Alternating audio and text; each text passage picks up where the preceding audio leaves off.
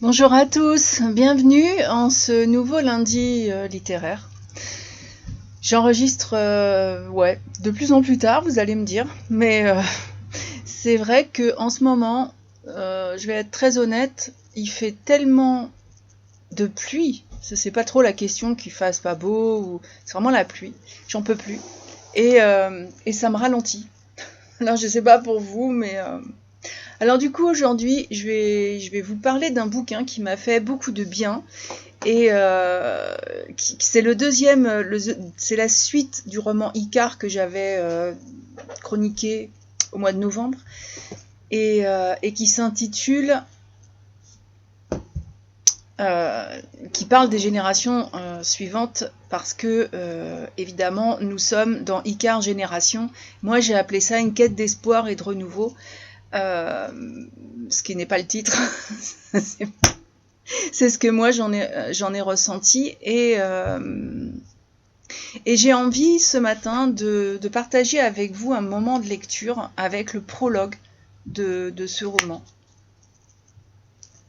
Donc le prologue, la plus importante centrale nucléaire à fusion du monde avait vu le jour en France le 8 février 2057. 3 semaines plus tard, le jeudi 1er mars 2057 à 1h23 du matin, Icare devenait incontrôlable et allait provoquer la plus grande catastrophe que l'humanité ait jamais connue. La boule de plasma, normalement maîtrisée, avait grossi jusqu'à se transformer en un mini-soleil qui brûlait tout sur des centaines de kilomètres. La température de la surface du globe terrestre puis l'atmosphère se modifièrent. Pour ceux qui n'étaient pas déjà morts par le feu ou l'irradiation, ce n'était plus qu'une question de temps. Durant des jours, puis des semaines, les populations tentèrent de fuir le monstre en migrant toujours plus loin. La chaleur devenait insoutenable. Les tunnels du métro furent pris d'assaut. Dans les villes plus petites, dépourvues de lignes souterraines, les gens se réfugièrent dans les égouts. Beaucoup furent emportés par les maladies dès les premiers mois, d'autres périrent noyés, et aucun humain ne parvint à survivre plus d'1 an dans ces canalisations insalubres et infestées par les rats. D'autres, enfin, avaient fui à temps pour gagner l'autre côté du globe. Mathilda et sa fille Léa, et son compagnon Maxime, étaient de ceux-là. Elle avait su entrevoir la catastrophe dès le début.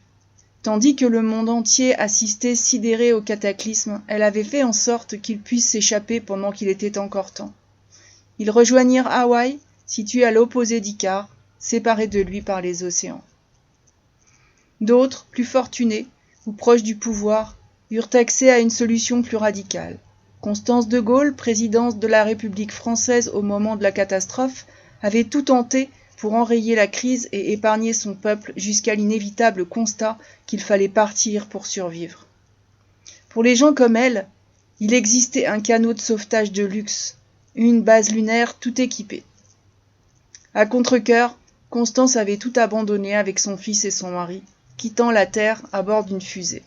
Parmi ces privilégiés, le général Louis Barrès accompagnait Constance et bien sûr François, son conseiller et amant. Icare laissait derrière lui des milliards de morts, des millions de brûlés qui ne survivraient pas, des cicatrices indélébiles et des traumatismes irréparables à jamais. Alors, à votre avis, irréparable ?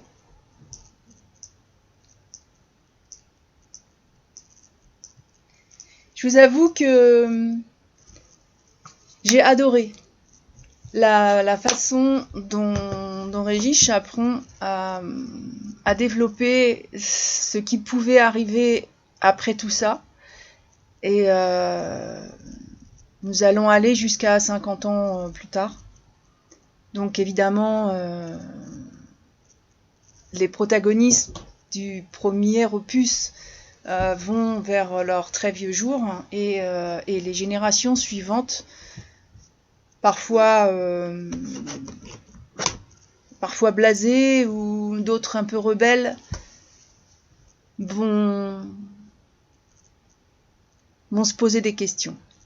Je voudrais pas spoiler et c'est très compliqué. En fait, c'est toujours très compliqué de vous parler de la suite d'un roman, parce que là, déjà, en vous lisant le prologue, je vous ai fait un bref résumé de ce qui s'était passé dans Icare. Mais là, dans ce deuxième opus, Régis Chaperon va nous plonger une fois de plus dans un monde post-apocalyptique, mais où l'espoir et la renaissance tiennent une place vraiment primordiale. Et je vous assure que vous allez retrouver les personnages, en découvrir des nouveaux, et ceux dont je ne parlerai pas forcément parce que ce serait vraiment tout dévoilé. Donc je mets un avertissement pour ceux qui n'ont pas lu Icare. Ce qui va suivre donne quelques informations sur le premier opus, et c'est dommage parce que je vous recommande vraiment de lire. Icare m'avait vraiment emballé, et Icare c'est vraiment le chaos et le survivalisme. Là on rentre dans quelque chose de beaucoup plus, c'est presque feel good sans l'être, parce que c'est vrai que je suis pas du tout adepte de ce type de lecture, mais n'empêche que après le désastre, on peut toujours se demander ce qui va se passer, qu'est-ce qu'on va devenir, et l'auteur m'a offert une multitude. En fait, c'est vrai qu'il ne développe pas une possibilité, mais plusieurs, et à travers 3 personnages qui viennent chacun d'un des milieux dont le prologue parle, dans ceux qui se sont réfugiés et qui sont de générations qui n'ont pas forcément connu le monde d'avant la catastrophe. Et après le désastre provoqué par cet emballement de la centrale à fusion Icare, l'humanité est vraiment confrontée à sa plus grande catastrophe nucléaire. Il y a vraiment quelques survivants qui ont réussi à trouver refuge, alors que ce soit, comme je l'ai dit, dans les profondeurs des tunnels des grandes villes ou sur la base lunaire à High-Tech, Moon City, qui est réservée aux plus riches et aux plus influents. Dirigée n'est pas le bon mot, mais par Constance de Gaulle, qui était présidente de la République française. Bon, évidemment, la France n'existe plus, mais pendant ce temps-là, Mathilda, Léa, Maxime, Thomas tentent de reconstruire une vie paisible à Hawaï, tout en étant confrontés à vraiment de nouveaux défis. Et l'auteur nous embarque au fil des dizaines d'années jusqu'à ce qui arrive 50 ans plus tard. Donc effectivement, 50 ans. Eh bien, au bout de 50 ans, le monde est méconnaissable. La civilisation moderne a disparu. Il existe une sorte de chaos, et dans certains endroits, la violence aussi. Mais au milieu de ce désespoir, il y a vraiment une lueur qui brille. C'est la génération d'après. Parce que cette génération est prête à découvrir le monde d'avant, qu'elle ne connaît pas, et à tout recommencer d'une manière tellement différente. Et ce que j'ai adoré, c'est que les destins s'entremêlent, et il y a des légendes qui naissent. On a fait un reset et on repart à zéro. Ce roman est sorti le 22 août 2023. Il est en français, il fait 393 pages. J'ai eu l'impression qu'il y en avait beaucoup moins que ça. Alors, je vous ai parlé de l'importance des personnages parce que c'est vrai qu'ils m'ont vraiment marqué. Autant dans le premier, donc on va les retrouver 10 ans plus tard, mais bon, 50 ans plus tard, ils laissent place à leurs descendants, et c'est vrai que franchement, quand il s'agit de créer une histoire qui est captivante, qui est immersive, les motivations des personnages jouent un rôle essentiel dans le développement de l'intrigue. Et là, c'est vraiment le cas. Et ces implications individuelles façonnent des actions, des décisions, des interactions aussi des personnages, en ajoutant une profondeur, une complexité à l'histoire. Et moi, j'ai été captivée. J'étais vraiment la lectrice qui m'a plongée, qui a été plongée au cœur de l'univers narratif. au départ. J'ai trouvé que vraiment ces personnages sont les moteurs de l'intrigue, les forces qui poussent à agir, à réagir aux événements qui se déroulent autour d'eux. Donc c'est vrai que on dit toujours, on parle de la crise d'adolescence. Alors bon là c'est pas forcément une crise d'adolescence, mais il va y avoir que ce soit par amour, que ce soit par ambition, par vengeance, par peur, en tout cas les motivations de ces personnages dictent leur choix et déterminent le cours de l'histoire. Vraiment. Même s'ils sont en conflit, des conflits internes, des conflits externes, il y a des dilemmes moraux, il y a des enjeux émotionnels qui maintiennent cet intérêt. Et vraiment, ces personnages-là, je les ai suivis. Et plus qu'une aventure au sens large, ce sont ces personnages-là qui créent l'aventure. Dans un roman comme celui-là, les personnages principaux, donc 3 personnages dont je ne vais pas parler,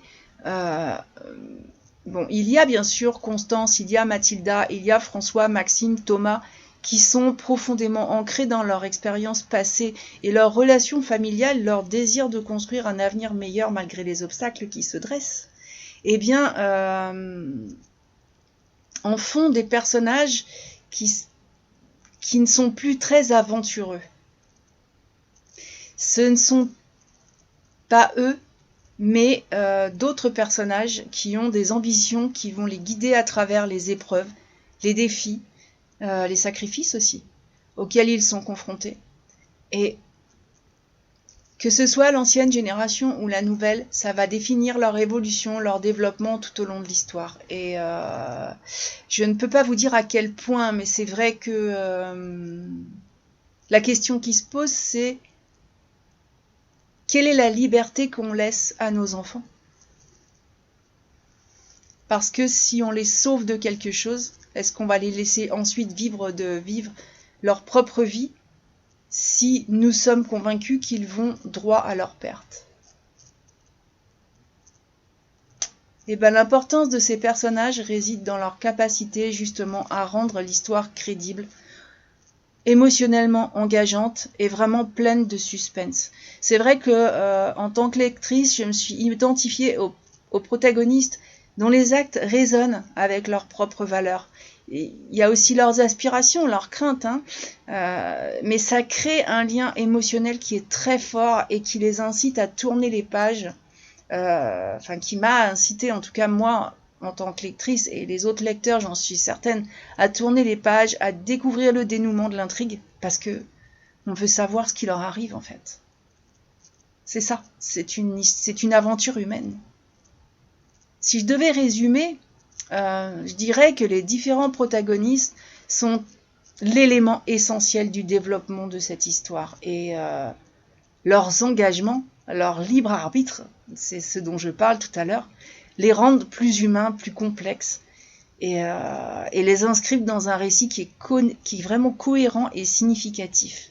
C'est en explorant et en comprenant toutes ces motivations, tout ce qui se joue à travers les diverses générations, que le lecteur est entraîné dans ce voyage émotionnel, dans ce voyage intellectuel aussi, qui m'a personnellement captivée et qui m'a marquée.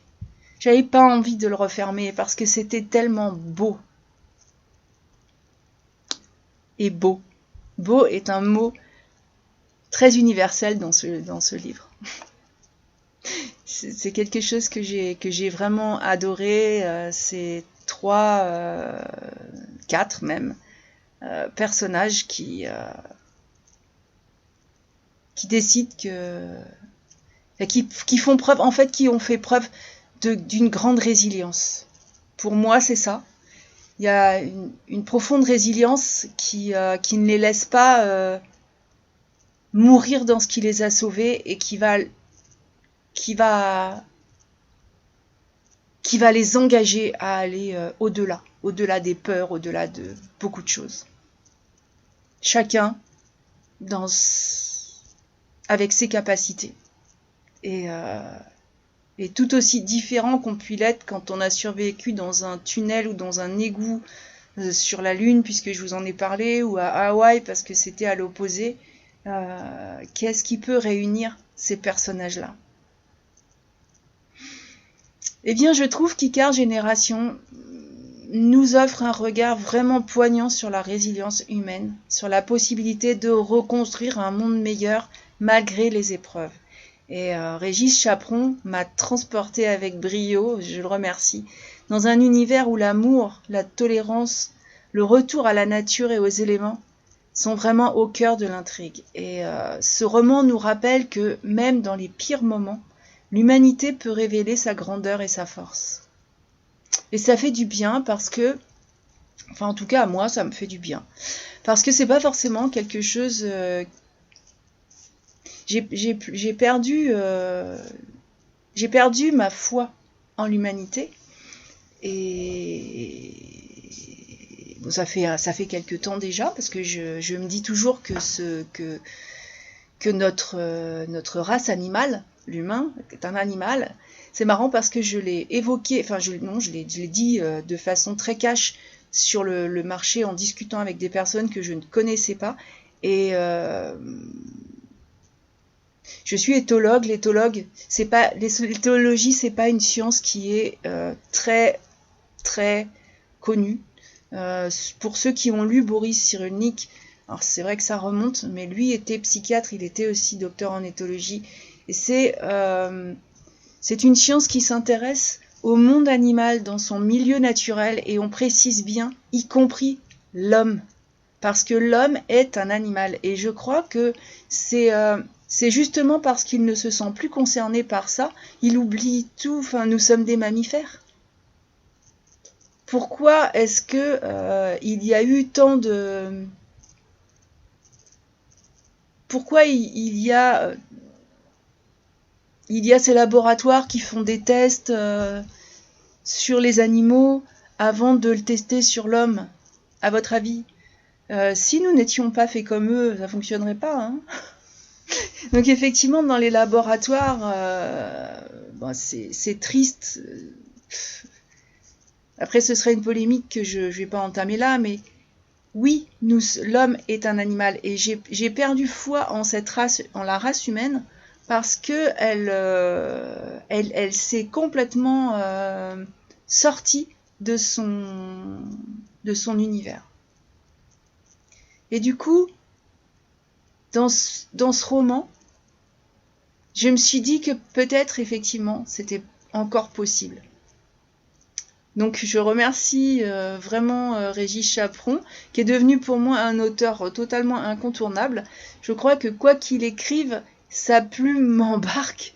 Et vraiment, oui, voilà, oui, j'ai lu ce roman peut-être au moment où j'en avais le plus besoin. Et moi, je n'ai qu'un conseil à donner, c'est de plonger sans plus tarder dans cette aventure épique. Parce que chaque page est une invitation à croire en un avenir meilleur, où chaque mot résonne comme une promesse de renouveau. Icare Génération, c'est une ode à la vie, à la résilience, à l'espoir. Et pour moi, c'est à ne manquer sous aucun prétexte, parce qu'on a tous besoin d'espoir, et aussi de retrouver notre véritable nature. Je vais m'arrêter là, parce que je pourrais en dire beaucoup trop. Je remercie vraiment très sincèrement Régis Chaperon, parce que cette lecture, elle a été pour moi rafraîchissante par rapport à Icare qui avait tout cramé. Non, là c'était rafraîchissant, et ça m'a fait vraiment beaucoup de bien, et je vais vous présenter prochainement un autre roman de cet auteur dont je pense que je vais pouvoir connaître absolument toute la bibliographie, tellement à chaque fois c'est surprenant, c'est quelqu'un qui écrit beaucoup et qui pourtant n'écrit pas toujours la même chose. On n'a pas l'impression de s'embourber dans dans une histoire, même si il y a une thématique qui revient, mais cette thématique, elle est abordée sous tellement sous des angles tellement différents que franchement, je suis on ne peut plus curieuse de connaître vraiment la bibliographie de cet auteur. Donc sur ce, je vais vous souhaiter un bon lundi, peut-être un week-end prolongé pour ceux qui le font. Ce n'est pas mon cas. Je suis ravie, je vais devoir aller m'occuper parce que éthologue, donc éthologue, c'est une science et c'est une science qui ne tient pas compte forcément de la météo. Et voilà, donc aujourd'hui je suis en observation à l'extérieur et chez moi il tombe des cordes. Donc souhaitez-moi bon courage. Je vous retrouve lundi prochain pour une nouvelle chronique et en attendant je vous dis à la prochaine.